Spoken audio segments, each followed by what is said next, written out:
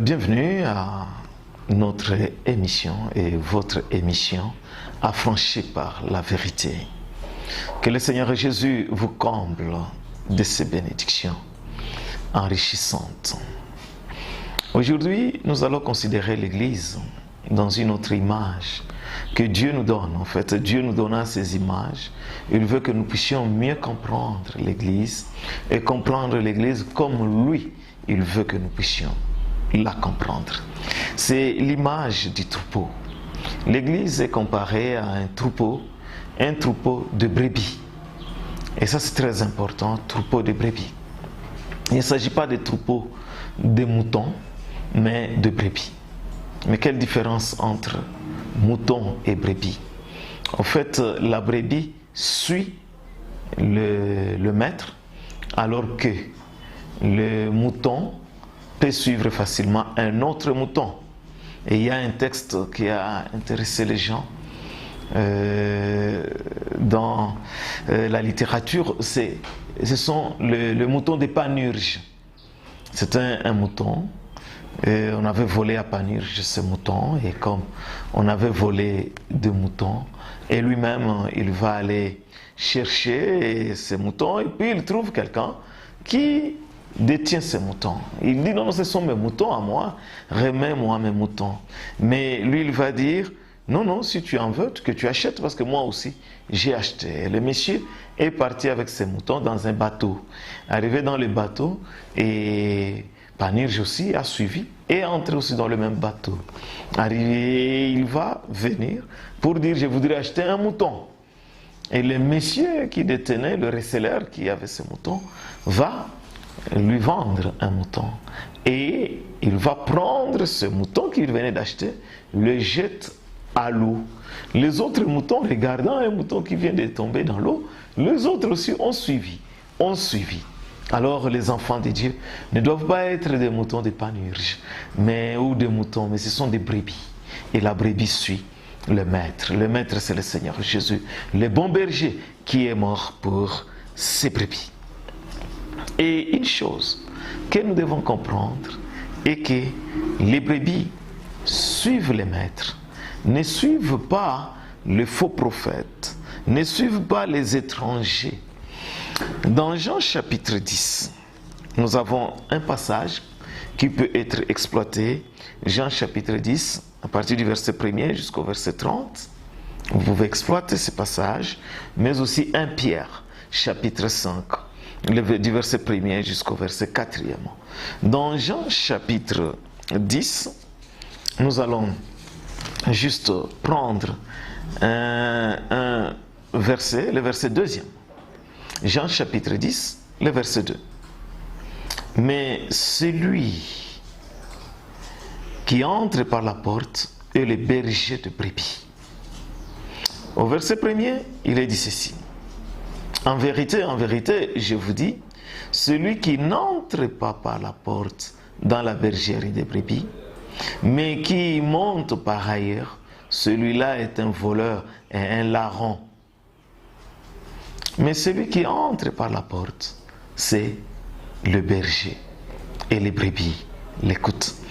Les brebis du Seigneur ne doivent pas écouter celui qui n'est pas le maître, celui qui n'est pas le brebis, celui qui est un larron, celui qui est un brigand. Non, ce n'est pas celui-là qu'on doit suivre. Il faut qu'on suive les maîtres. Les maîtres, c'est qui? C'est le Seigneur Jésus. C'est lui, le bon berger.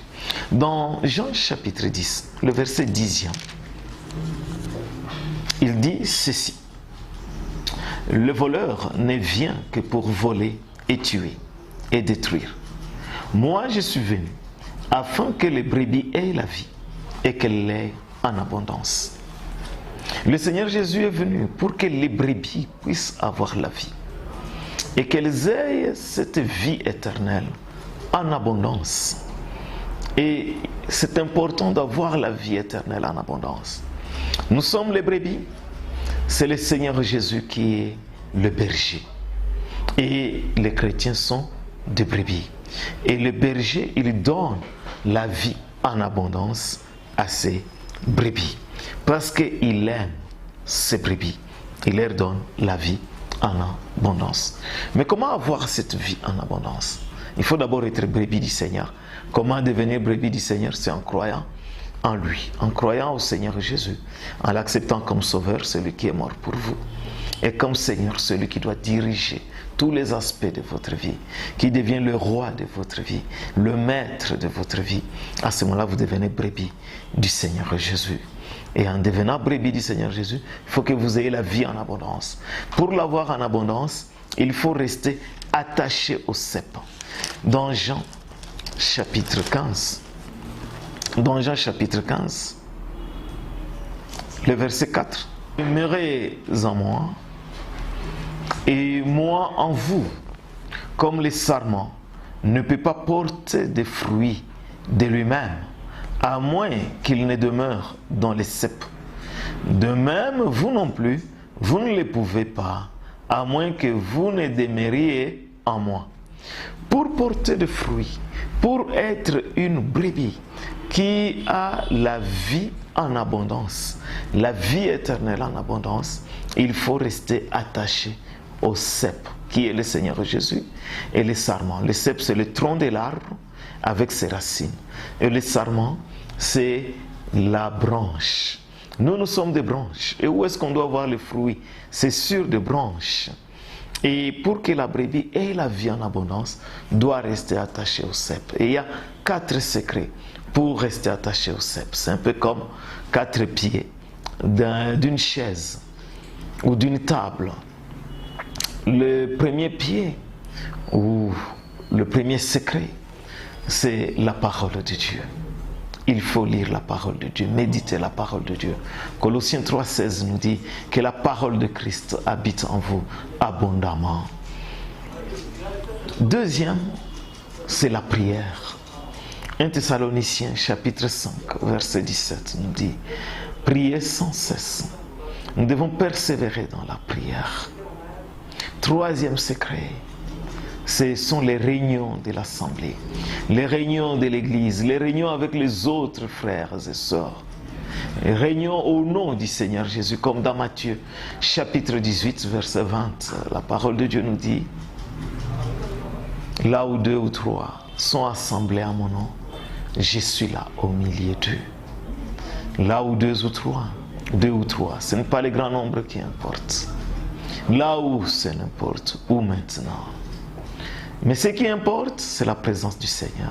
Et cette présence du Seigneur est conditionnée par être réunis en son nom. Lorsqu'on est réunis en son nom, lui, il est là. Que lui soit le chef. Et il ne faut pas abandonner le fait de vous réunir, comme Hébreux 10, 25 le dit. Et quatrièmement, c'est le service. Il faut servir le Seigneur. Il faut être au service du Seigneur. Dans Jean chapitre 12, le verset 26 dit ceci. Jean 12, le verset 26. Si quelqu'un me sert, qu'il me suive. Là où je suis, moi, là aussi sera mon serviteur. Si quelqu'un me sert, le Père l'honorera. Si quelqu'un sert le Seigneur Jésus, doit le suivre, doit être à sa suite, ne doit pas suivre une autre brebis, mais doit suivre le Seigneur Jésus. Et là où le Seigneur est, là sera son serviteur. Et si nous le servons, le Père va nous honorer et être honoré par Dieu. Mais quelle joie, quel bonheur, quelle allégresse, quelle félicité d'être honoré par Dieu. Dieu, il s'est honoré. Imaginez-vous que le président cherche à vous honorer dans ce pays, dans votre pays, mais vous serez les plus heureux parmi les hommes de ce pays. Mais être honoré par Dieu, c'est plus qu'être honoré par un roi de ce monde. C'est plus qu'être honoré par le président. Et le Seigneur Jésus est venu pour que les brebis aient la vie et qu'ils aient cette vie en abondance. Alors que le voleur, lui, il cherche à tuer, à détruire. Alors nous devons suivre les bons bergers. Dans Jean chapitre 10, le verset 27, 28 et 29. Mes brebis écoutent ma voix, et moi je les connais, et elles me suivent. Et moi je leur donne la vie éternelle, et elles ne périront jamais, et personne ne les ravira de ma main. Mon Père qui me les a donnés est plus grand que tous, et personne ne peut les ravir de la main de mon Père. Le Seigneur Jésus nous donne une assurance. Il montre que nous sommes ses brebis. Mais qui sont ces brebis au verset 26? Ceux qui croient en lui. Et il nous donne la vie éternelle. Ça signifie une vie qui ne se terminera pas. Nous ne périrons pas, c'est-à-dire nous ne perdrons pas cette vie. Personne ne nous ravira de sa main. Nous sommes dans sa main. Personne ne peut nous ravir de sa main. Et il dit, mon Père qui me les a donnés est plus grand que tous. Nous sommes aussi dans la main du Père. Pour perdre la vie, il faut enlever la main du Père. Mais qui peut enlever la main du Père? Il faut enlever la main du Fils. Mais qui peut enlever la main du Fils? Nous allons considérer aussi un autre passage, 1 Pierre, chapitre 5, à partir du verset 1er jusqu'au verset 4. J'exhorte les anciens qui sont parmi vous, moi qui suis ancien avec eux et témoin des souffrances de Christ, qui aussi ait part à la gloire qui va être révélée. Paissez les troupeaux de Dieu, qui est avec vous, le surveillant non point par contrainte, mais volontairement, ni pour un gain hautain, mais de bon gré, ni comme dominant sur des héritages, mais en étant les modèles du troupeau. Et quand le souverain pasteur sera manifesté, vous recevrez la couronne inflétrissable de gloire. Oh, la couronne inflétrissable, dont l'éclat ne se terminera pas. Voilà ce que les anciens vont recevoir. Mais la parole de Dieu nous parle des anciens, c'est-à-dire l'église locale est dirigée par le Seigneur Jésus. Mais à l'intérieur de l'église locale, on a les anciens, on a aussi les diacres. On parlera de cela, qui doivent veiller à ce qui est de l'ordre. Mais particulièrement les anciens doivent paître le troupeau de Dieu, doivent faire paître le troupeau de Dieu, doivent apporter la bonne nourriture au troupeau de Dieu. Et la nourriture, la pâture à amener, le pâturage, c'est la parole de Dieu qu'on doit amener. Et s'ils le font bien, non pas pour un gain honteux, c'est-à-dire un gain sordide, et non pas comme dominant sur ceux qui sont avec eux, mais en le faisant de bon gré pour l'amour du Seigneur, alors ils vont recevoir de récompenses, de couronnes inflétrissables de gloire. Merci de nous avoir suivis. Que le Seigneur Jésus vous bénisse abondamment et bénisse vos entreprises. Amen.